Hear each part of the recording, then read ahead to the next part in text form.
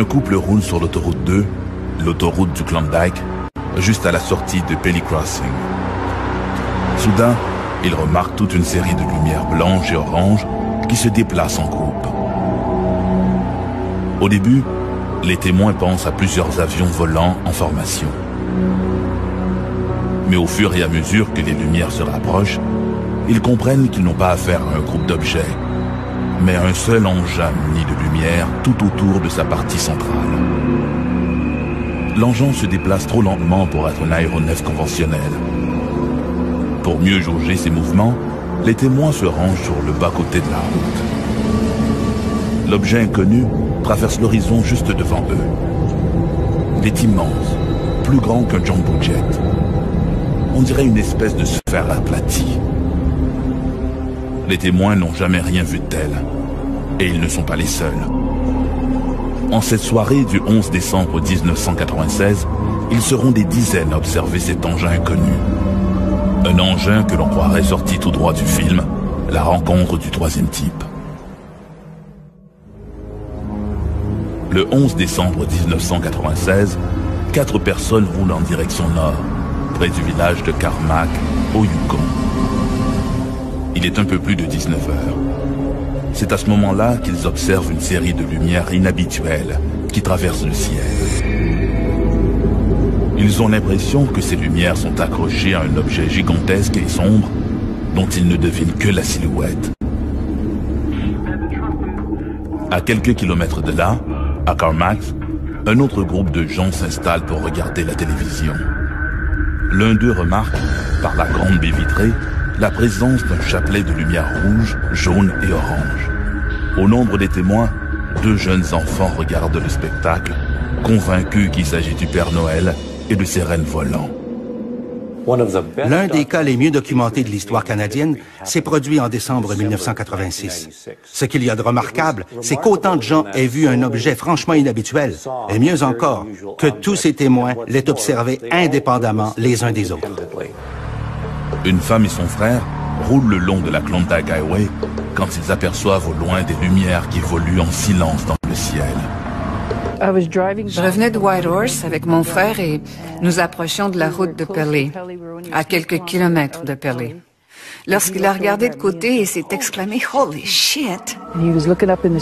Il regardait vers le ciel, alors j'ai suivi son regard et j'ai aperçu une sorte d'amas d'étoiles et j'ai immédiatement réalisé qu'il s'agissait d'un vaisseau. En fait, ça voyageait à très très basse vitesse et je pouvais l'apercevoir au-dessus des collines qui passaient devant la Grande Ourse. C'était de la même taille que la Grande Ourse. À peu près au même moment, un autre automobiliste s'arrête dans l'accotement afin de pouvoir mieux observer le phénomène lumineux auquel il assiste depuis déjà quelques minutes. L'objet, qui passe bientôt au-dessus de l'homme, ne présente qu'une structure lisse, sans renflement ni aspérité. Seule cette puissante lumière blanche est visible sous la base.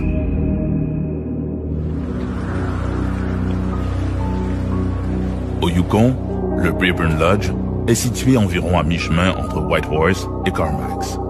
Camionneurs et voyageurs s'y arrêtent pour casser la croûte, faire le plein et partager des anecdotes avec Steve Watson, le propriétaire de l'endroit. Ce dernier a entendu beaucoup d'histoires au fil des années, mais jamais rien de comparable au récit rapporté le soir du 11 décembre 1996. J'étais assis à la table et il commençait à se faire tard. Généralement, il y a des gens qui reviennent de Whitehorse. Ce type est entré, Dennis Newcomb, de Carmack. Dan est un bon ami et je le sens excité. Il commence à me parler de cet objet qu'il a aperçu à la hauteur de Little Fox Lake. Il me le décrit avec passablement de détails. Un peu plus tard, arrive une autre auto, et l'autre type est assez excité lui aussi. Il y avait d'autres gens avec lui et ils étaient vraiment excités. Il s'assoit, on commence à parler, et il se met à dessiner la même chose que Dan m'avait décrite. Pendant qu'il dessinait, un autre groupe de personnes est entré. Ils arrivaient de Pelly. Et ils se sont mis à décrire la même chose que ce type était en train de dessiner. C'était franchement bizarre. Ils étaient très excités. Ils réalisaient qu'ils avaient tous aperçu la même chose. Et pendant que tous ces témoins échangent au sujet de leur observation, l'OVNI, lui, poursuit sa route vers le nord. Quand on prend connaissance de dossiers comme le Yukon, un dossier à multiples objets, à multiples témoins, les Américains appellent ça des UFO flaps, c'est-à-dire des arrivées massives d'OVNI pendant une certaine période de temps, puis à un moment donné, floup, ça disparaît. Et ça, il y en a des épisodes comme ça.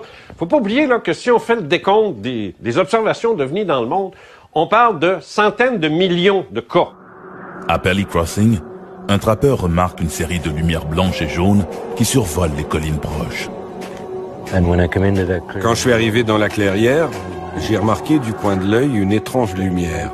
Je me suis retourné et j'ai aperçu un faisceau vert. Je me suis dit, ah, un 747 arrive. Puis je l'ai regardé et ça bougeait très très lentement. Alors je me suis carrément tourné pour avoir une meilleure vue de la chose. Quand je me suis tourné, le faisceau de ma lampe de poche pointait dans cette direction. Et cet objet était à 1 ou 2 kilomètres de distance quand je l'ai aperçu la première fois. Aussitôt que le faisceau de ma lampe a pointé dans cette direction, l'objet est parti et s'est subitement déplacé d'environ 300 mètres, vraiment très très vite. Alors j'ai couvert ma lampe. Ensuite, je suis resté là à observer. Et je ne pouvais plus le regarder sans me tourner la tête. Au Yukon, plusieurs témoins ont rapporté avoir vu un OVNI ce soir du 11 décembre 1996. Toujours à Pelly Crossing, un jeune adolescent est aussi témoin d'observations étranges. En traversant le pont, il aperçoit des lumières brillantes qui se dirigent vers lui. Effrayé et s'étend par terre, comme pour échapper à une menace. Au moment où il lève les yeux, l'objet passe juste au-dessus de lui. Le jeune homme de 16 ans est terrifié.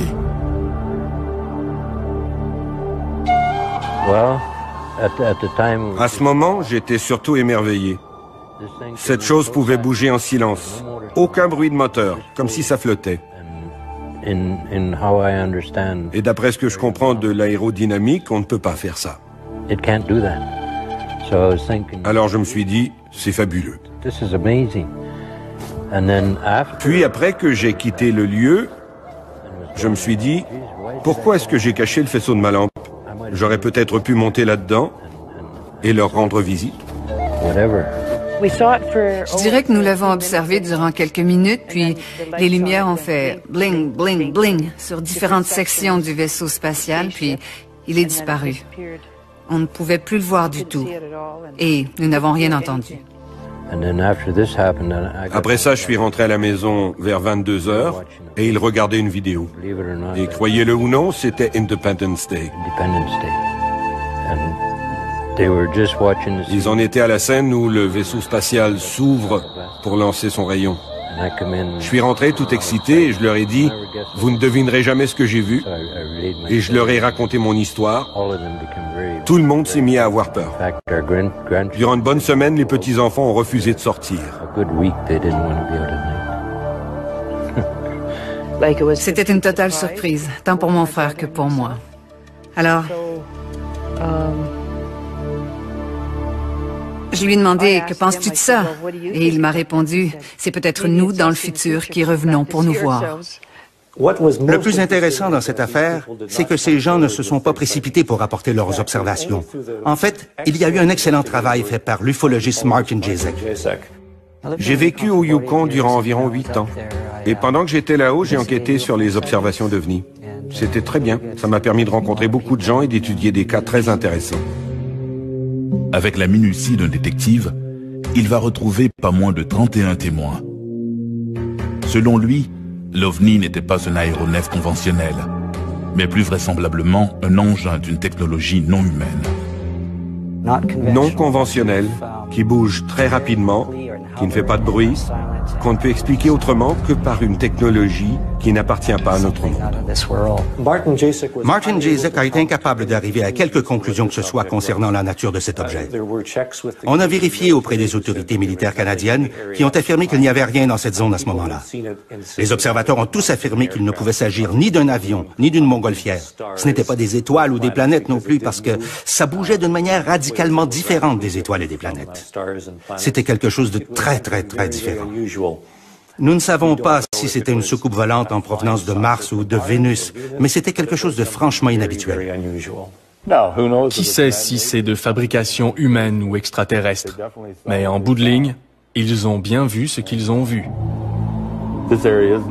Cette région est réputée pour les observations de trucs inexplicables qui y sont faites. Alors qui sait? C'est peut-être une hallucination collective, mais j'en doute. L'hallucination collective, ça n'existe pas. C'est un mythe, c'est une invention. Pour qu'elle soit vraie, l'hallucination collective, n'en déplaise aux sceptiques, il faudrait qu'on prouve que la télépathie existe. Ce serait la seule façon de dire, j'ai vu quelque chose, je te l'ai transmis télépathiquement et je l'ai fait à la communauté qui était présente sur les lieux. Ils ont tous vu la même image que moi. On vient de prouver la télépathie le jour où on prouvera l'hallucination collective. Ce sera déjà un bon bout de fait. La petite Volkswagen roule à la sortie de Dover. William Bartlett et ses deux amis Mike Mazoka et Yancy Brody écoutent de la musique à tue-tête. Arrivé près de Farm Street, Bartlett amorce un virage serré. C'est en exécutant sa manœuvre qu'il aperçoit, éclairé par les phares de sa voiture, une créature des plus bizarres. La créature ne reste visible que 5 ou 6 secondes, mais Bill Bartlett jure à ses amis qu'il l'a bien vue. Il n'oubliera jamais sa rencontre avec le démon de Dover. Dover est une petite ville d'à peine 5000 citoyens, située à 25 km au sud de Boston, dans le comté de Norfolk. C'est une petite communauté rurale typique de la Nouvelle-Angleterre. La première observation du démon de Dover s'est produite le 21 avril 1977 à 22h30, lorsqu'un individu nommé Bill Bartlett conduisait sa Volkswagen sur Farm Street. Il y avait 3 autres personnes dans la voiture qui n'ont pas remarqué ce qu'il a vu. C'est lui qui conduisait, qui regardait devant et qui a aperçu dans la lumière des phares une créature perchée sur un muret de pierre. Il l'a décrite comme ayant une grosse tête ovoïde qui se déplaçait difficilement en s'appuyant sur 3 orteils et 3 doigts. Elle avait un très petit corps et 2 yeux d'où émanait une lueur orange ou rouge, ou orange et rouge. De retour chez lui, il s'est immédiatement installé à son bureau et a entrepris de dessiner la créature.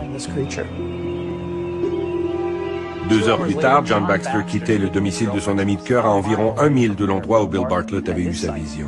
Et subitement, au milieu de la route, une petite route rurale, il a aperçu une personne qu'il a prise pour un écolier.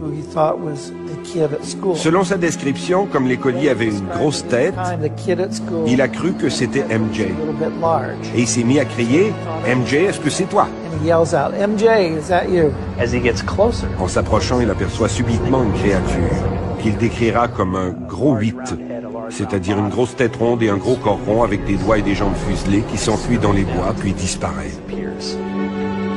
Arrivé chez lui, l'adolescent se confie à sa mère. Il lui dessine tant bien que mal la créature. À ce moment-là, le jeune Baxter ignore tout de l'observation de Bill Bartlett. Il ne l'apprendra que 5 jours plus tard. Pourtant, les dessins des 2 adolescents sont tout à fait identiques. Le lendemain soir, le 22 avril 1977, Will Tanter, 18 ans, un copain de Bill Bartlett, roule en compagnie d'Abby Brabham, 15 ans. Le lendemain soir, Abby Brabham et son ami Will sont en voiture. Et ils aperçoivent quelque chose qu'ils sont incapables d'identifier. Ils n'ont pas pu observer la chose aussi bien que Bill Bartlett et John Baxter, mais eux aussi ont aperçu une créature aux environs de minuit, donc 26 heures après la première observation par Bill Bartlett. Le lundi suivant, 25 avril, Bill Bartlett se confie à son professeur de sciences, Robert Linton, lequel est impressionné par le ton de sincérité de l'adolescent. À l'époque des événements, le cryptozoologue Loren Coleman s'intéresse à ces étranges apparitions. Ce qui s'est passé, c'est qu'à cette époque, je travaillais dans une école spécialisée pour les garçons ayant des troubles émotionnels, juste de l'autre côté de la rivière Charles et du comté de Dover au Massachusetts. Régulièrement, lors de mes journées de congé, je fréquentais un magasin nommé le Dover Country Store. Je me trouvais être là-bas le 28 avril, lorsque j'ai remarqué, derrière la caissière, Melody Fryer, un dessin qui était l'une des esquisses réalisées par Bill Bartlett de ce que, j'allais l'apprendre plus tard, on appelait le démon de Dover. Et j'ai demandé qu'est-ce que c'est, qu'est-ce qui se passe, et elle m'a raconté ce qu'elle savait, à savoir que cette personne, un habitant des lieux, avait aperçu cette créature. Je lui ai demandé si je pouvais avoir son numéro de téléphone, je l'ai joint rapidement, je l'ai rencontré, et j'ai interviewé tous les témoins oculaires. Loren était un type brillant. Quand il a entendu parler de cette déclaration, il s'est rendu là-bas avec son expertise de cryptozoologue et s'est fait accompagner par 2 personnes qui avaient une expérience d'enquêteur sur les observations d'ovnis et de créatures extraterrestres. Parce que ce truc ne cadrait certainement pas avec le champ de la cryptozoologie. L'affaire s'est encore compliquée en rebondissant en 1993 avec la diffusion de photos et d'un film sur l'autopsie du cadavre d'un des 4 aliens supposés avoir été découverts dans les débris de l'un des crashs. À ce jour, à peu près tout le monde s'accorde à dire que ce fut une supercherie. C'est sur l'instigateur et sa motivation que les avis divergent encore. Les plus fervents défenseurs de l'hypothèse de visite d'extraterrestres et pour eux d'une désinformation sur le sujet se basent entre autres sur des documents déclassifiés de l'US Navy.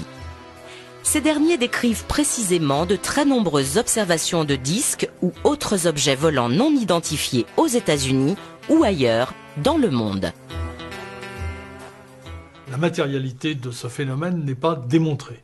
Or, il existe des documents qui la démontrent. Et ça, c'est très important. Ces documents sont connus, ces documents sont déclassifiés. Il y en avait, pour vous donner un exemple, 85 000 en 1985. 85 000 pages dactylographiées qui parlent toutes du même sujet, qui représentent des documents militaires et qui toutes vont dans le même sens. Il y a effectivement des incursions qui, dans les années 65, se font de plus en plus précises au-dessus des bases atomiques américaines. Il y a des déprogrammations d'ogives prêtes à être lancées sur les Russes, etc., etc. Ce rapport décrit des survols de la Scandinavie qui sont intervenus alors que la flotte américaine qui revenait de Bikini, donc de l'opération Crossroad, où de nombreuses bombes atomiques qui avaient été tirées, la flotte entrait dans les eaux territoriales scandinaves. Il est plus que probable qu'on avait affaire à des engins qui n'étaient pas de ce monde, en tout cas pas d'une technologie humaine, qui recherchaient la source des bombes atomiques. Le rapport fait allusion à des missiles qui sont vus à relativement basse altitude, mais certains à très basse altitude, au-dessus de la Scandinavie. Ils ressemblent d'assez loin à des fusées V1. Ces missiles ont des caractéristiques très différentes. Ils émettent une flamme toutes les 3 secondes, ce qui n'était pas du tout le type de propulsion d'un V1. Il leur arrive de s'autodétruire, apparemment quand leur mission est terminée. Mais il y a d'autres objets qui sont observés et qui sont précisés dans le rapport. Et parmi ces objets, il y a des grands cigares qui apparemment se tiennent en l'air sans propulsion visible, etc. Et au moins un engin dont la vitesse était mesurée à 2800 km/h en 1946. Si le phénomène du mystère des ovnis a débuté aux États-Unis, il s'est rapidement propagé sur toute la planète.